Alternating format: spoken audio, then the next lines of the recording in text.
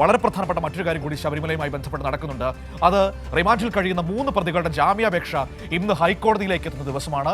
ഹൈക്കോടതിയിൽ ഒരു പക്ഷേ ഇന്നൊരു തീരുമാനം വരാൻ സാധ്യതയുണ്ട്. ഒന്ന് ഗോവർദ്ധൻ, ബെല്ലാരിയിലെ ജ്വല്ലറി ഉടമ; മറ്റൊന്ന് എ പത്മകുമാർ, തിരുവിതാംകൂർ ദേവസ്വം ബോർഡിന്റെ മുൻ പ്രസിഡന്റ്; ഒപ്പം തന്നെ മുൻ അഡ്മിനിസ്ട്രേറ്റീവ് ഓഫീസർ മുരാരി ബാബു എന്നിവരുടെ ജാമ്യാപേക്ഷയാണ് ഇന്ന് ഹൈക്കോടതി സിംഗിൾ ബെഞ്ചിന്റെ മുൻപിലേക്ക് എത്തുന്നത്. വിവരങ്ങളുമായി ഇപ്പോൾ ഉമേഷ് കൊച്ചിയിൽ നിന്ന് എന്നോടൊപ്പം ചേരുകയാണ്. എന്തൊക്കെയാണ് സംഭവിക്കുന്നതെന്ന് നമുക്ക് പരിശോധിക്കാം. Umesh, good morning. 3 പ്രതികൾ ഗോവർദ്ധൻ, എ പത്മകുമാർ, മുരാരി ബാബു ഇവരുടെ ജാമ്യാപേക്ഷ ഇന്ന് ഹൈക്കോടതിയുടെ മുൻപിലേക്ക് എത്തുകയാണ്. ഇന്ന് വിധി പറയാനുള്ള സാധ്യതയാണോ കാണാൻ കഴിയുന്നത്?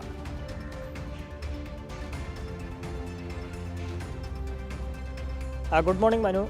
ഈ 3 പേരുടെയും ജാമ്യാപേക്ഷയിൽ കോടതി ഇന്ന് വിധി പറയുകയാണ്. ഒന്നാമത്തെ ഇനമായിട്ടാണ്. അതുകൊണ്ട് രാവിലെ 10:15 തന്നെ 3 പേരുടെയും ജാമ്യാപേക്ഷയിൽ വിധി പറയും. 3 പേരെ സംബന്ധിച്ചും വളരെ പ്രധാനപ്പെട്ട ദിവസവുമാണ് ഇത്.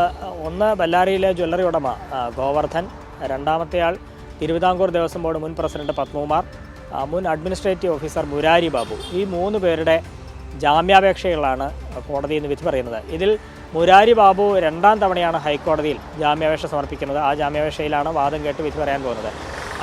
എന്തായാലും 3 പേരെ സംബന്ധിച്ചും നിർണായകമായൊരു ദിവസമാണ്.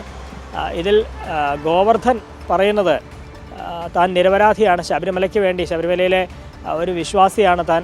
ശബരിമലയ്ക്ക് വേണ്ടി ഏതാണ്ട് 1,40,00,000 രൂപ പലപ്പോഴായി ചെലവഴിച്ചിട്ടുണ്ട്. ഈ ശബരിമലയിൽ നിന്ന് വാങ്ങിയ സ്വർണ്ണമാണെന്ന് മനസ്സിലാക്കിയ ഉടൻ ഇതിന് തിരികെ പണം അടച്ചിട്ടുണ്ട്. ഏതാണ്ട് 10 ലക്ഷത്തോളം രൂപ ദേവസ്വത്തിൽ അടച്ചിട്ടുണ്ട്. 10 പവൻ്റെ മാല സമർപ്പിച്ചിട്ടുണ്ട്. അതുകൊണ്ട് താൻ നിരപരാധിയാണ്, അന്വേഷണവുമായി സഹകരിച്ചിട്ടുണ്ട്, ജാമ്യം നൽകണം എന്നുള്ളതാണ് ഗോവർദ്ധൻ്റെ വാദം.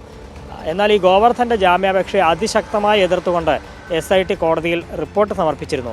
ആ റിപ്പോർട്ടിൽ ഈ പ്രതികളുടെ പങ്കാളിത്തം എത്രത്തോളം ഉണ്ട്, അല്ലെങ്കിൽ എത്രത്തോളം വലിയ പങ്കാളിത്തമാണ്, എത്രത്തോളം വലിയ കുറ്റകൃത്യമാണ് ഇവർ ചെയ്തത് എന്നൊക്കെ എല്ലാവരും അറിഞ്ഞത് ഈ SITയുടെ റിപ്പോർട്ടിലൂടെയായിരുന്നു.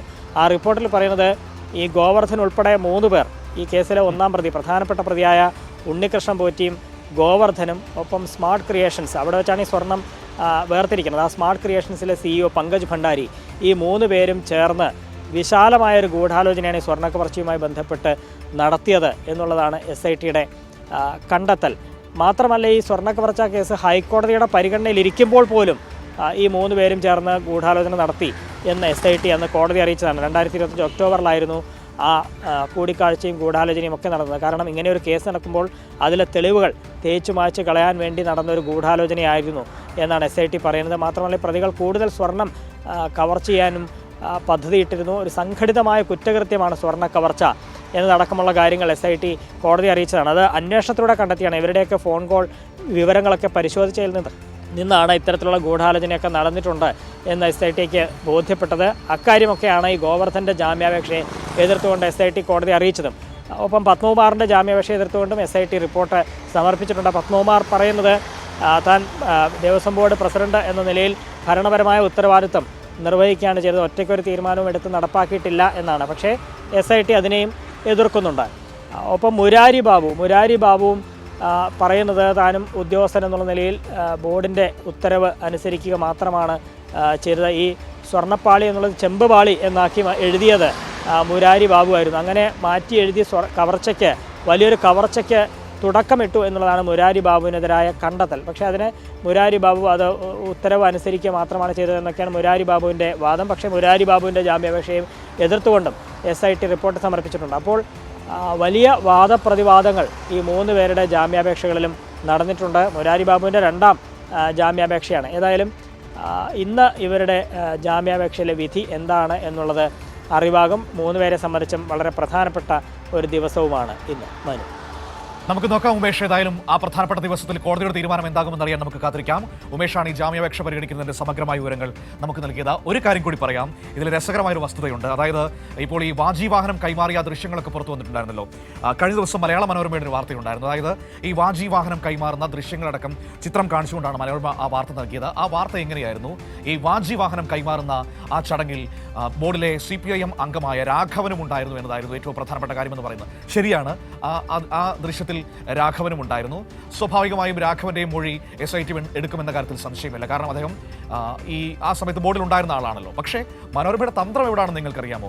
അവിടെ അജയ് തറയിൽ നിൽക്കുന്നതിൽ മനോരമയ്ക്ക് പ്രശ്നമില്ല, പ്രയാർ ഗോപാലകൃഷ്ണൻ നിൽക്കുന്നതിൽ പ്രശ്നമില്ല, വാജി വാഹനം കൈമാറുന്നതിൽ പ്രശ്നമില്ല, രാഘവൻ അവിടെ ഉണ്ടായിരുന്നു എന്നത് മാത്രമാണ് മനോരമയുടെ പ്രശ്നം. ഇനി രാഘവന്റെ കാര്യം നമുക്ക് പരിശോധിക്കാം. ഈ വിഷയം വന്ന സമയത്ത് തന്നെ ഞങ്ങൾ രാഘവനോട് സംസാരിച്ചിരുന്നു. ബൈറ്റ് കഴിഞ്ഞ ദിവസം എയറിൽ നമ്മൾ നൽകുകയും ചെയ്തതാണ്. അപ്പോൾ അദ്ദേഹം പറഞ്ഞൊരു കാര്യമുണ്ട്.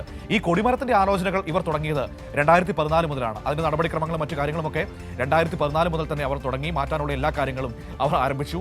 അദ്ദേഹം ബോർഡിൽ വരുന്ന സമയത്ത് ഇതൊക്കെ തീരുമാനിച്ചു കഴിഞ്ഞിരുന്നു. അതായത് കൊടിമരം മാറ്റുന്ന നടപടിക്രമങ്ങൾ പുരോഗമിച്ചുകൊണ്ടിരിക്കുകയായിരുന്നു. ഒപ്പം തന്നെ വാജീവാഹനം തന്ത്രിക്ക് കൈമാറുന്ന അടക്കമുള്ള കാര്യങ്ങളിൽ അന്നത്തെ ദേവസ്വം ബോർഡ് തീരുമാനമെടുത്തു കഴിഞ്ഞിരുന്നു. ആ ചടങ്ങിൽ സ്വാഭാവികമായും ബോർഡ് അംഗം എന്ന നിലയിൽ നിൽക്കേണ്ടി വന്നു.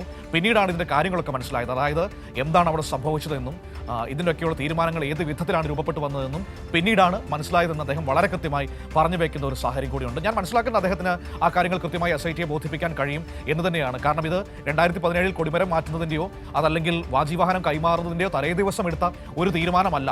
ഇത് 2014 മുതൽ കൊടിമരം മാറ്റാൻ വേണ്ടി ദേവപ്രശ്നം വപ്പിച്ച ആ സമയം മുതൽ തുടങ്ങിയ വലിയ ഗൂഢാലോചനകളാണ്. അപ്പോൾ പക്ഷേ അതൊന്നും മനോരമയ്ക്കൊരു പ്രശ്നമില്ല. രാഘവൻ ആ ചടങ്ങിൽ പങ്കെടുത്തു എന്നത് മാത്രമാണ്. അതിൻ്റെ പേരിൽ CPIM ഉത്തരം പറയേണ്ടി വരുമെന്നാണ് മനോരമയുടെ കണ്ടുപിടുത്തം എന്ന് പറയുന്നത്. അപ്പോൾ ഇതൊക്കെയാണ് നടന്നുകൊണ്ടിരിക്കുന്നത്. ഏത് വിധേനയും ഈ വിഷയത്തിൽ കോൺഗ്രസിനെ വെളുപ്പിക്കുക എന്ന വലിയ ഉത്തരവാദിത്വം മാധ്യമങ്ങളുടെ മുൻപിലുണ്ട്. അത് വരും ദിവസങ്ങളിലൊക്കെ നമുക്ക് അതിൻ്റെ മറ്റൊരു രൂപത്തിൽ കാണാൻ കഴിയുമെന്ന് തന്നെ പ്രതീക്ഷിക്കാം. പക്ഷേ അപ്പോഴും വസ്തുതകൾ, സത്യങ്ങൾ നമ്മുടെ മുൻപിൽ ഓരോന്നോരോന്നായി തെളിഞ്ഞു വന്നുകൊണ്ടിരിക്കുകയാണ്. ഞാൻ ഒറ്റക്കാര്യം കൂടി പറയാം. പോറ്റിയെ കേറ്റിയെ എന്ന പാട്ട് ഇപ്പോൾ പാടാൻ കോൺഗ്രസ് നേതൃത്വത്തിന് ധൈര്യമുണ്ടോ എന്ന് കഴിഞ്ഞ കുറേ ദിവസങ്ങളായി മന്ത്രി MB രാജേഷ് അടക്കം വെല്ലുവിളിക്കുന്നുണ്ട്. എന്താണ് അതിനൊരു മറുപടി പറയാത്തത്? എന്തേ പാർലമെന്റിൽ പാടിയതുപോലെ നിയമസഭാ സമ്മേളനം ഇന്നലെ തുടങ്ങിയല്ലോ, ആ പാട്ട് പാടാൻ ഇവർക്ക് തോന്നാത്തത്? അപ്പോൾ ഇനി പാട്ട് പാടിയാൽ പ്രതിരോധത്തിലാകും, വിവരം അറിയുമെന്ന് കോൺഗ്രസ് നേതൃത്വത്തിന് നല്ല ബോധ്യമുണ്ട് എന്നതാണ് അതിൽ ഏറ്റവും പ്രധാനപ്പെട്ട കാര്യം.